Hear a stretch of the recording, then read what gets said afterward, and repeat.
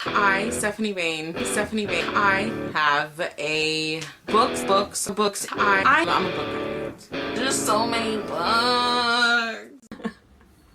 Hello everyone, Stephanie here. Sorry, my shirt feels weird.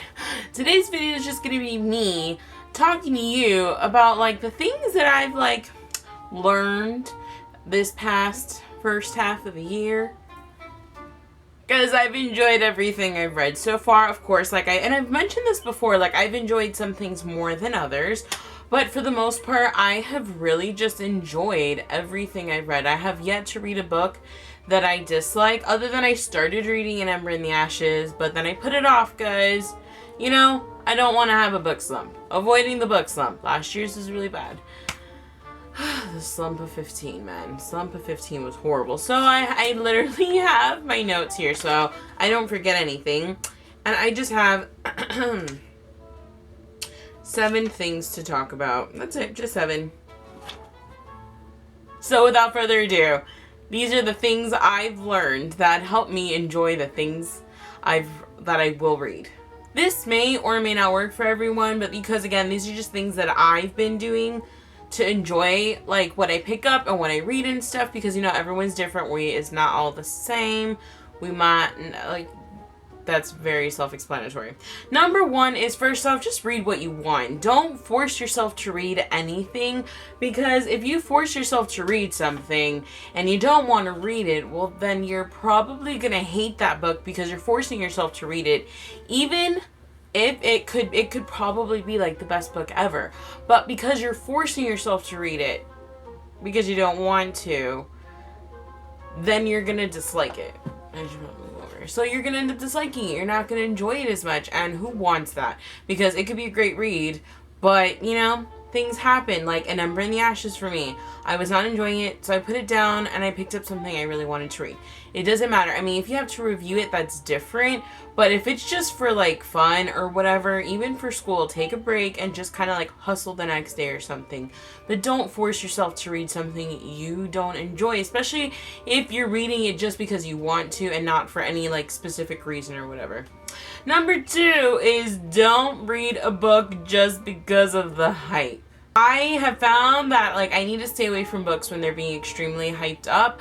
I will probably dislike it, if anything, when a book is being hyped and I read it. I tend to wait for the hype to die down, because then I don't have so many expectations and I don't have to live up to it while I'm reading it, and by then it just kind of goes away. And also, don't buy it just because of the hype.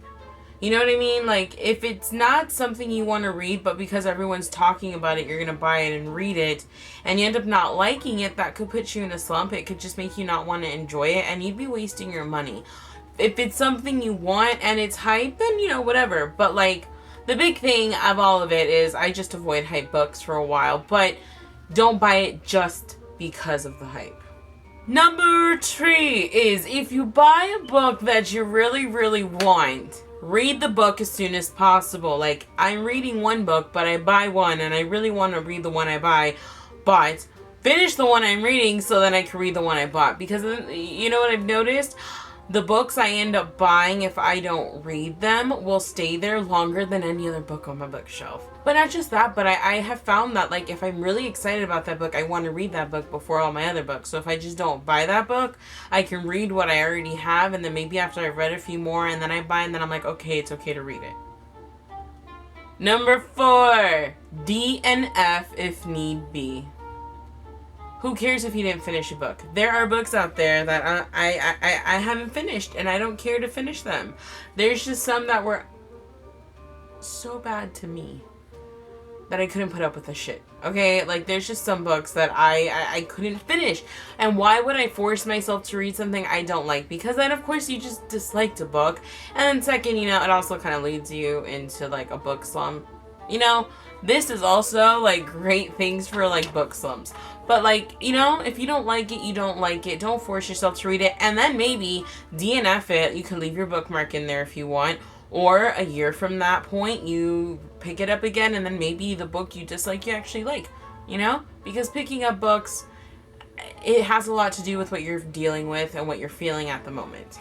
Just saying. Number 5, do not read too much of the same genre just because the book is amazing.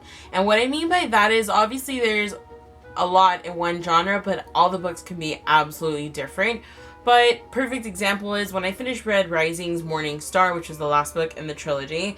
I wanted more science fiction, but I didn't want to have science fiction that was kind of like that, which is also like sci-fi / fantasy and all that other stuff. So I went ahead and I read The Fifth Wave, which I had DNF'd like 2 years before. And guess what? I wasn't in a slump, and I absolutely adored The Fifth Wave. Like, I really did enjoy it.